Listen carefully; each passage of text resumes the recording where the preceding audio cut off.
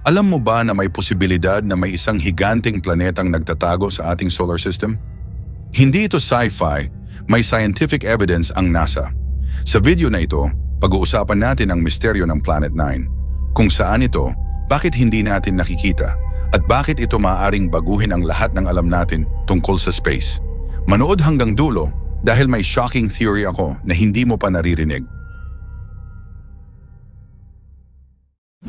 Noong 2016, napansin ng mga astronomer na may kakaibang gravitational pull sa labas ng Neptune.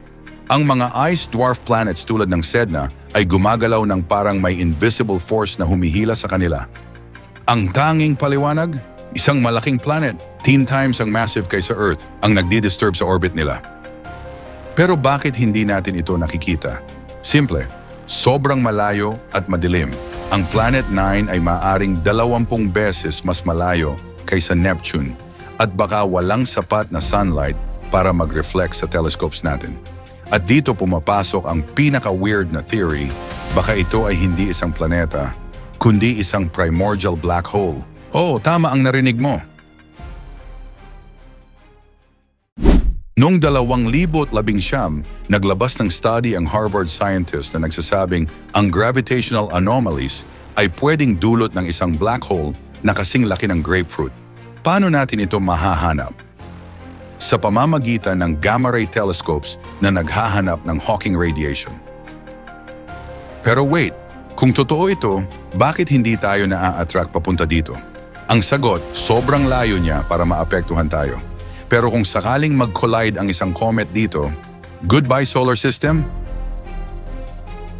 Kaya ngayon ang tanong, NASA knows more than they're telling us? Right now, ginagamit ng NASA ang Subaru telescope sa Hawaii para hanapin ang Planet 9. Pero may mga conspiracy theorists na nagsasabing itinatago ito dahil sa nakakatakot na epekto nito sa humanity. May mga nag-speculate na ang Planet 9 ay isang alien megastructure o kaya ay isang portal sa parallel universe. Wild? Oo. Pero sa science, mas wild ang totoo kaysa fiction. At kung sakaling mahanap natin ito, maaaring ma-rewrite ang history books natin. Imagine, hindi 8, hindi 9, kundi 10 planets pala sa solar system. Kaya ano sa tingin mo? Totoo ba ang Planet 9? O isa lang itong malaking miscalculation? Comment mo ang theories mo. At kung gusto mo ng mas mind-blowing space mysteries, smash that like button at mag-subscribe para sa part 2.